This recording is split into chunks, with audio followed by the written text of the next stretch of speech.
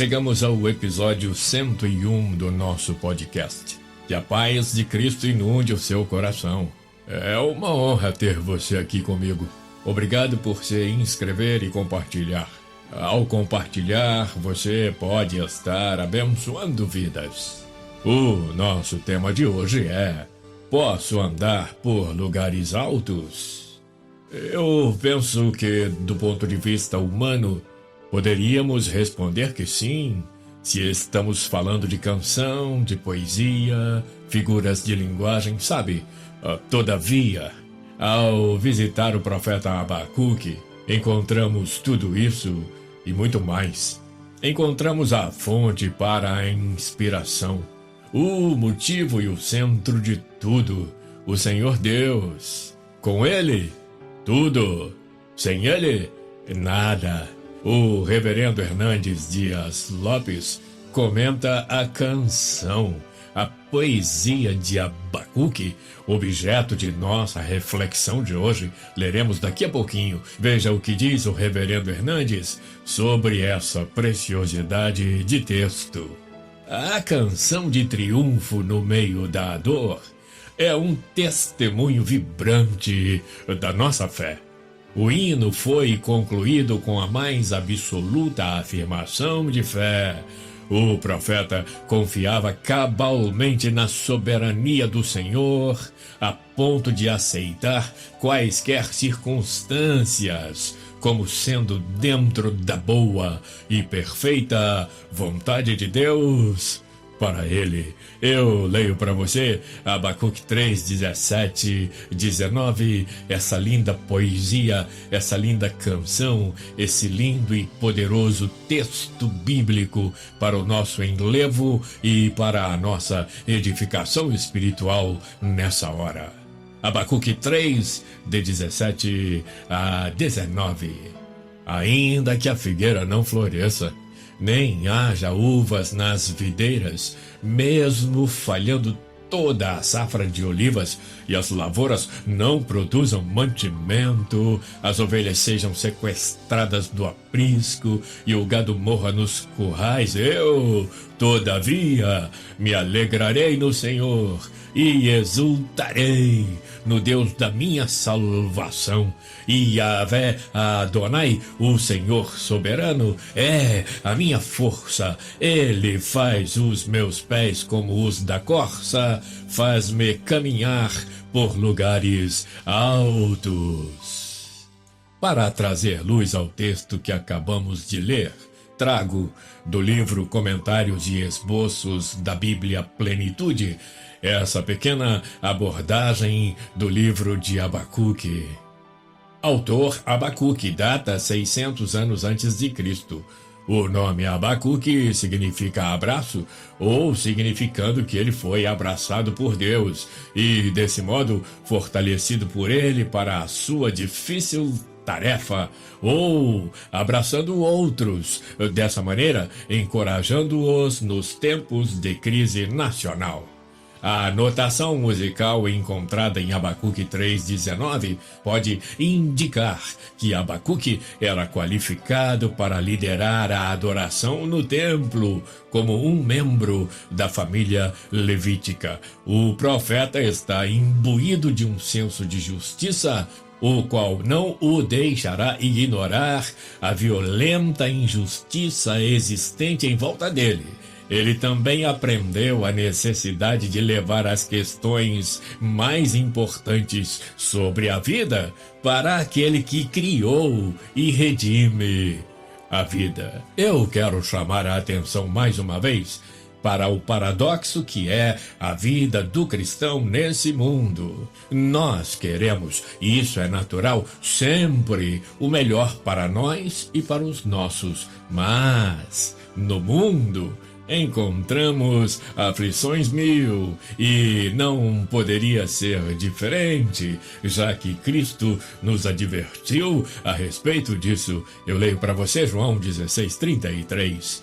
Tenho-vos dito isso, para que em mim tenhais paz. No mundo tereis aflições, mas tende bom ânimo, eu venci o mundo.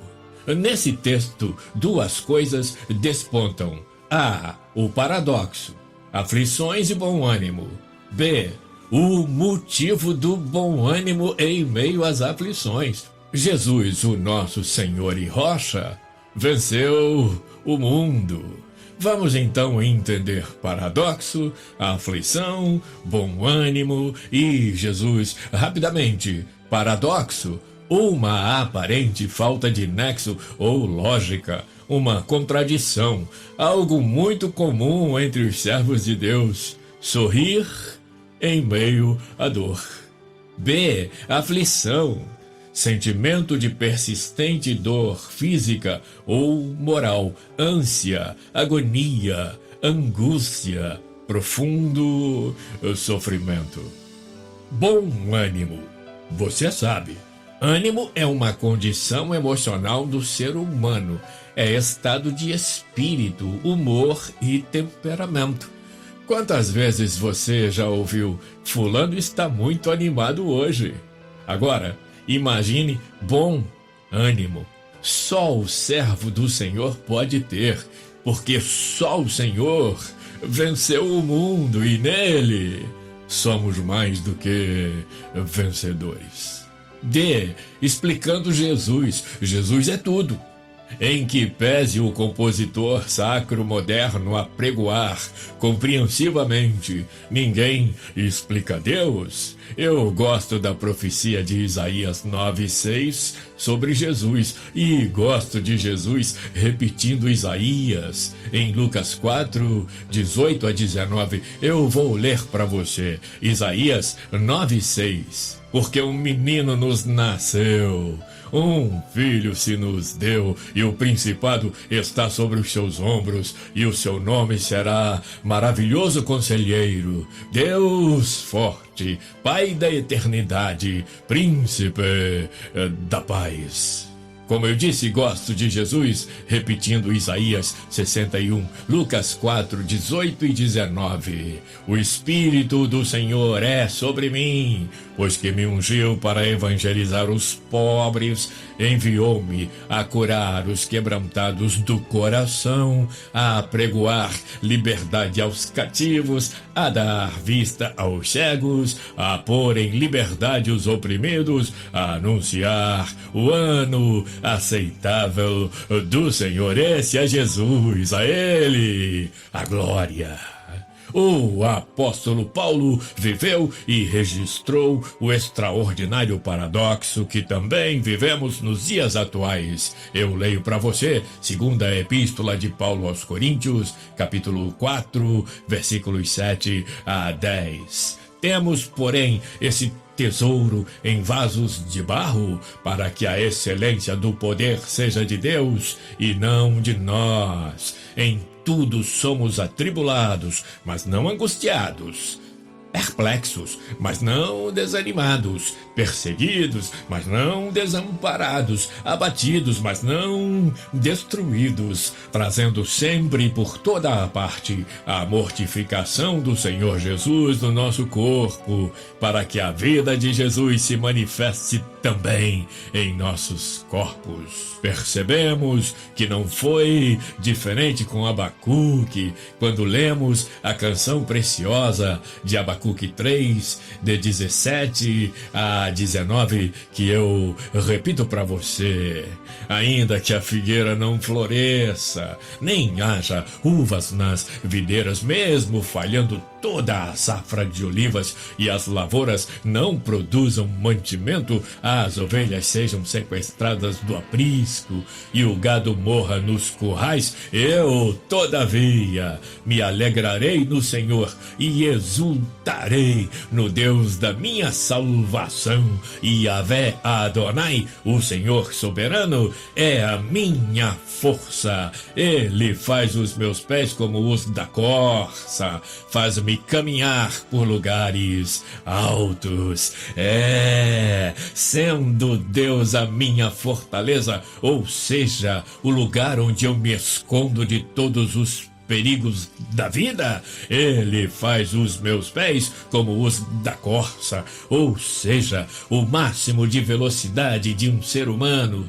O Usain Bolt, por exemplo, é de 44,72 quilômetros por hora, enquanto que a corça pode atingir tranquilamente 100 quilômetros por hora. Deus me faz mais ágil, mais ligeiro, mais rápido, e Deus me faz caminhar por lugares altos. Ou seja, estamos no mundo, mas não somos do mundo. Jesus falou isso. Nossos pensamentos são elevados, nossa esperança é elevada, nossos sonhos contemplam o céu e a glória de Deus. Estevão andou por lugares altos em meio à aflição causada pelas injúrias e pelas pedradas mortais. Veja Atos 7, 54 e 56. E ouvindo eles isto, enfureciam-se em seus corações e rangiam os dentes contra ele. Mas ele, estando cheio do Espírito Santo, fixando os olhos nos céus, viu a glória de Deus e Jesus, que estava à direita de Deus, e disse: eis que vejo os céus abertos e o Filho do Homem que está em pé, a mão direita de Deus. Somos tão servos de Deus quanto Estevão. Nossos salmos, nossos hinos, nossas poesias, nossas vidas sorridentes mostram isso. Nós não estamos pensando nas dores e nas aflições da batalha. Estamos com os nossos olhos fitos na rocha, com os nossos corações vibrando pelas conquistas de aqui, com nossas almas anelando pelo mel das vitórias eternas. Pensa nisso, e que o Senhor te abençoe e te guarde, que o Senhor faça resplandecer o seu rosto sobre ti e tenha misericórdia de ti, que o Senhor sobre ti levante o seu rosto e te dê a paz. Obrigado por estar aqui comigo. Até o próximo episódio, na semana que vem, se Deus quiser.